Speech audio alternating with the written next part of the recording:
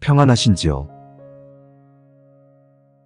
이 영상을 보시는 분들 중에는 일루미나티들이 뉴월드 오더라는 단어를 사용하며 새로운 세상을 열기 위하여 자신들의 아젠다를 이 지구에 행하고 있다는 것을 많이 알고 혹은 들어보셨을 줄 압니다. 그런데 뉴월드 오더란 말은 사실 성경에서 넌지시 이야기하고 있는 말입니다. 이것은 계시록에 언급되었는데 마귀와 그 하수인들인 일루미나티들은 이것을 자신들의 세상으로 만들기 위한 단어로 사용합니다. 바로 적그리스도를 필두로 이 세상 나라들을 모두 한 정부 아래 복속시키고 지배한다는 것이죠. 그것이 이들이 말한 NWO입니다.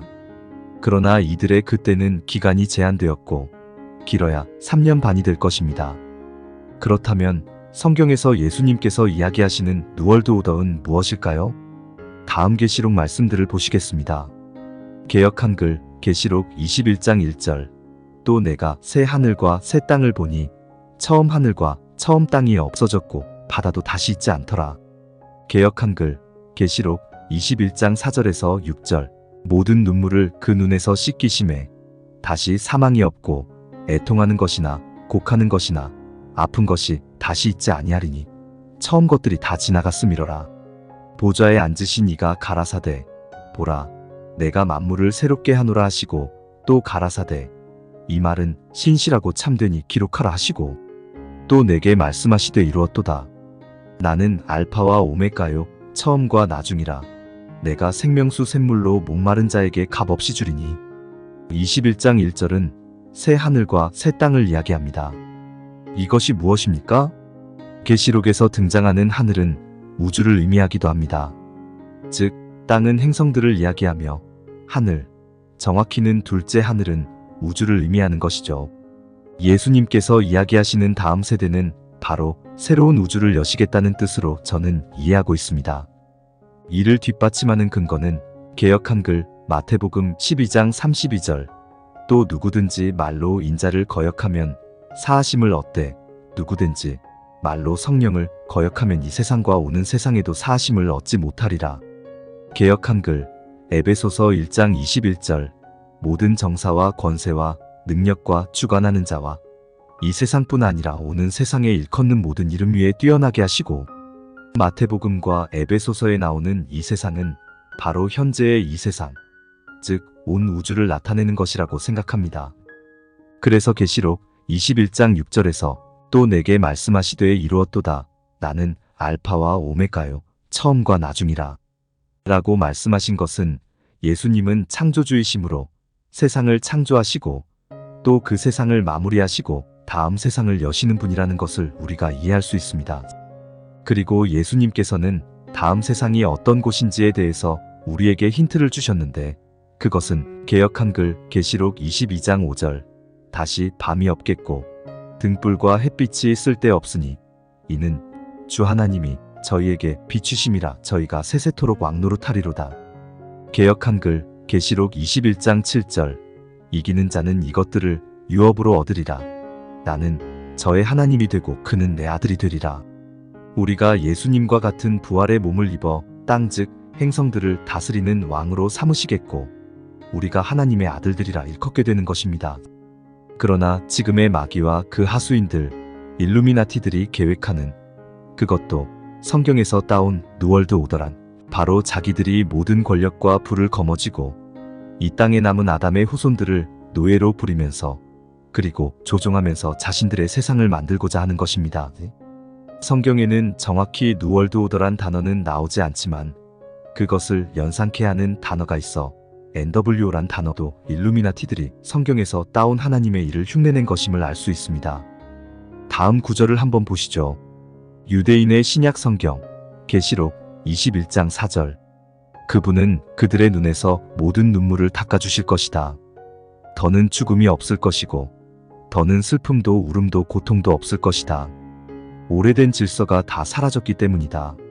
이 구절에서 오래된 질서라고 표현한 부분을 개역 한글판에서는 처음 것들이라고 표현했고 킹제임스 영어 성경에서는 더 포머싱즈라고 표현되었습니다.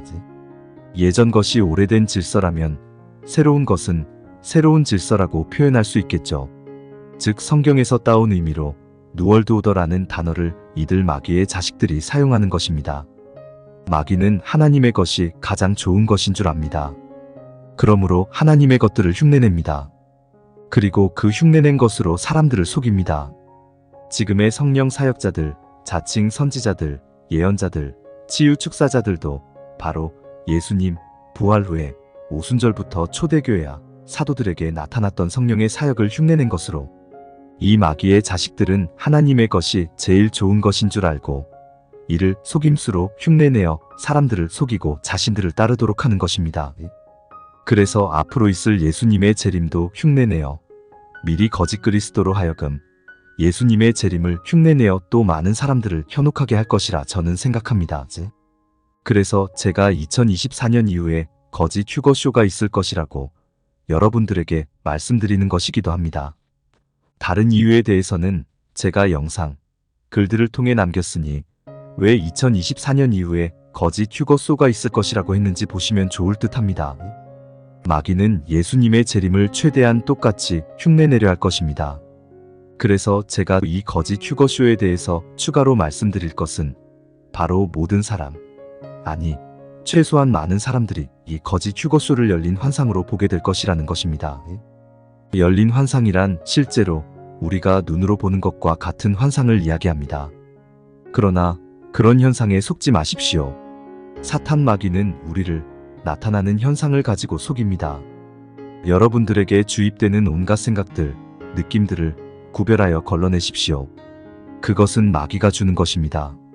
이 마귀의 자식들의 때가 되면 오히려 하나님, 즉 성경의 하나님을 믿는 신실한 하나님의 택한 자들이 핍박받게 되고 핍박하는 자들이 자신이 알고 느끼는 하나님이 진짜라고 속임당하여 말하게 될 것입니다. 그때가 반드시 올 터인데 저는 그때가 오기를 기대합니다. 바로 우리 하나님의 영광을 드러낼 때가 가까이 왔다는 표시이기 때문입니다. 지금 인지하고 있거나 인지하지 못하거나 이 마귀의 자식들에 의해 핍박받는 자들은 이들 마귀의 자식들이 지옥에 가게 될 때에 그들을 심판하게 될 것입니다. 그리고 지옥에 떨어지는 그들을 보며 비웃게 될 것이라 시편에서 다윗은 이야기합니다.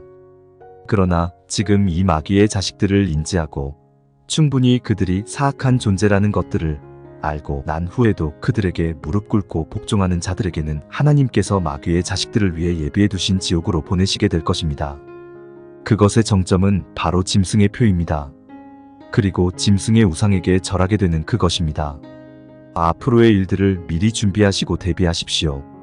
지금부터 믿음을 강하게 하고 이들 마귀의 자식들, 즉 전파무기 가해자들에게 대적하여 싸우십시오. 승리는 이미 우리 주 예수 그리스도와 그분을 믿는 우리에게 있습니다. 마음이 가시는 분들은 구독과 좋아요, 알림 설정 부탁드립니다.